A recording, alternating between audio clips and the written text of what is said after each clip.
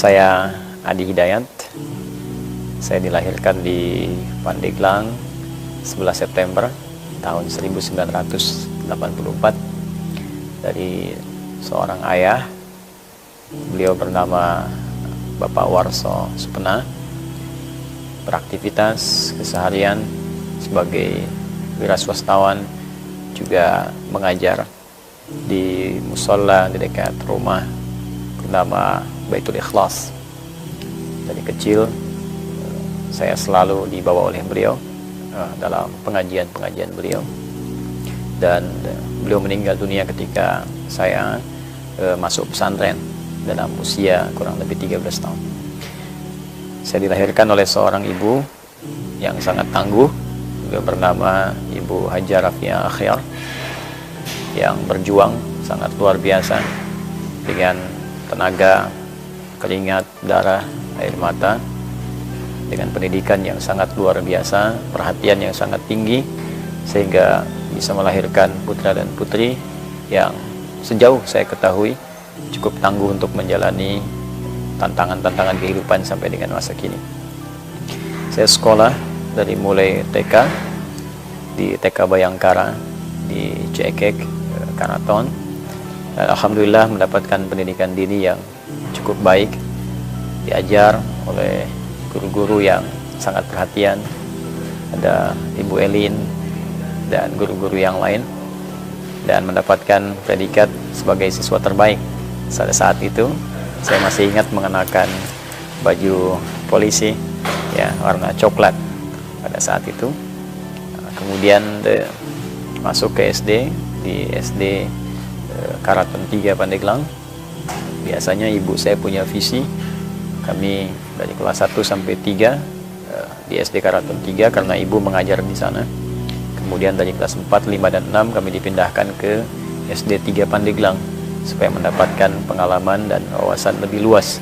Ya, khususnya barangkali ketidakadaan ibunda mengajar di tempat itu akan membuat kami lebih terbiasa dan beradaptasi dengan lingkungan tanpa pengawasan orang tua secara langsung. Selanjutnya kami menempuh pendidikan di Pondok Pesantren Doarkom Muhammadiyah Garut, setingkat dari Tsanawiyah sampai dengan Aliyah. Dan ini satu hal yang sangat menarik karena saya lahir di lingkungan Nahdlatul Ulama, kemudian sekolah berlanjut ke Muhammadiyah, dan nanti yang paling menarik setelah atau saat masa-masa sedang belajar itu dan libur, saya berdakwah di lingkungan Dewan Dakwah. Karena memang lingkungan keluarga kami berasal dari lingkungan yang sangat menarik. Sebagian besar beraktivitas di Ormas Islam. Ada yang di Nahdlatul Ulama, ada yang di Muhammadiyah, ada juga yang di Dewan Dakwah, bahkan nanti ada relasi juga ke Persis atau Persatuan Islam, yang kemudian pada akhirnya berkumpul di Majelis Ulama Indonesia. Saya selesai di tahun 2003 di Pondok Pesantren Doarkom, juga mendapatkan prestasi sebagai santri terbaik pada saat itu. Alhamdulillah bisa dipertahankan dari TK, kemudian SD, sampai juga dengan lulus pesantren setingkat SMA. Lalu saya mencoba untuk melanjutkan studi ke Timur Tengah, mengajukan kemudian permohonan untuk melanjutkan studi di Madinah Al-Munawwarah, namun terjadi sebelumnya bom Bali sehingga kuota semuanya ditutup, dan alhamdulillah saya diterima di Fakultas Dirasat Islamiyah wal Arabiyah, FDI dikenal, ya, salah satu fakultas khusus yang bekerja sama dengan Kairo Al-Azhar Mesir, bertempat di UIN Syarif Hidayatullah Jakarta. 2 tahun saya belajar, kemudian berlanjut ke Tripoli, Libya, mengambil jurusan bahasa dan sastra Arab. Ini saya ambil bukan karena sekedar ingin belajar bahasa, tapi memang rasa cinta saya terhadap Al-Quran yang sangat tinggi. Saya ingin mengetahui isi kandungan Al-Quran, dapat mencintai Al-Quran lebih dalam, mengamalkannya, dan berbagi dengan lingkungan sekitaran, baik di Indonesia ataupun di luar Indonesia. Ini yang menjadikan saya ingin mendalami bahasa Arab lebih jauh untuk bisa memahami dan mengajarkan isi Al-Quran dalam kehidupan. Kemudian di Tripoli, alhamdulillah saya belajar cukup serius dan juga mengikuti beberapa talaqi terhadap masyayikh, guru-guru, tokoh-tokoh ulama dunia. Saya belajar tafsir di Al-Azhar ya, bersama Syekh Muhammad Pontawi. Kala itu beliau masih hidup. Saya juga mencoba untuk belajar fikih dari Syekh Wahba Az-Zuhairi dan mengambil talaqi Al-Quran dari Syekh Dukali, Syekh Ali Al-Libi, Syekh Ali At-Tanzani, dari riwayat-riwayat yang berbeda. Alhamdulillah saya selesai, kemudian S1 di Tripoli dan berlanjut kepada S2, mengambil jurusan yang sama, linear, dan mengembangkan itu dalam konteks dakwah. Dan saat terjadi revolusi di Libya, kemudian saya kembali ke Indonesia dan melengkapi magister pada jurusan pendidikan dan bahasa Arab di UIN Sunan Gunung Jati di Bandung. Alhamdulillah aktivitas dakwah kemudian berlanjut. Sepulang dari Tripoli, kita berusaha mewujudkan visi-visi masa depan, bagaimana dengan apa yang Allah titipkan kepada kita.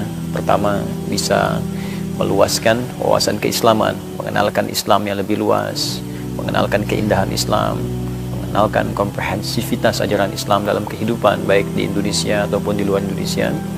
Dan yang lebih penting daripada itu, saya ingin bagaimana kemudian apa yang saya dapatkan bisa berkontribusi positif bagi tempat yang saya pijak, negeri yang saya cintai, yaitu Negara Kesatuan Republik Indonesia. Saya sangat mencintai negara saya sangat mencintai bangsa saya.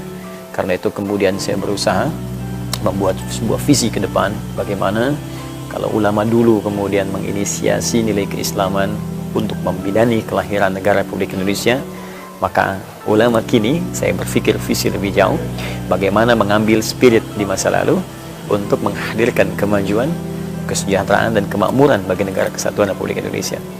Maka diantaranya saya membuat Quantum Akhyar Institute, yang dengan itu saya mengenalkan beberapa hal kepada masyarakat. Pertama, memberikan wawasan keislaman yang luas sehingga masyarakat bisa mengetahui komprehensivitas ajaran Islam dan meminimalisir ya konflik-konflik yang sering terjadi di masyarakat akibat perbedaan pandangan-pandangan fikih ataupun yang lain. Kita turunkan semua referensinya, kita berikan pemahaman dan kita tampilkan cara baru barangkali dalam penyampaian tausiah atau pengajaran. Tidak hanya sebatas pada monolog, kita berikan referensi dengan dasar tulisan, membiasakan untuk memahami, sehingga dengan itu barangkali selain meningkat wawasan juga terlahir kekhusyuan dalam peningkatan ibadah. Kemudian dari situ kita coba semarakan dan aktualisasikan dan nilai-nilai Al-Quran dalam kehidupan. Kita membawa spirit yang kita kenal dengan Al-Quran Sunnah Solution, ya, menghadirkan solusi dari nilai Al-Quran dan hadis-hadis atau sunnah-sunnah Nabi Muhammad SAW. Maka kita kemudian membuat sebuah sistem yang untuk mengenalkan Al-Quran, kemudian juga mendalami isi kandungan Al-Quran lewat kelas-kelas Al-Quran. Di kelas itu kemudian dibahas Al-Quran sesuai passion kehidupan. Ada kelas dunia usaha, kelas dokter, kelas pelajar, ya, kelas ilmuwan, sehingga spirit Al-Quran bisa diterapkan dalam kehidupan yang nyata.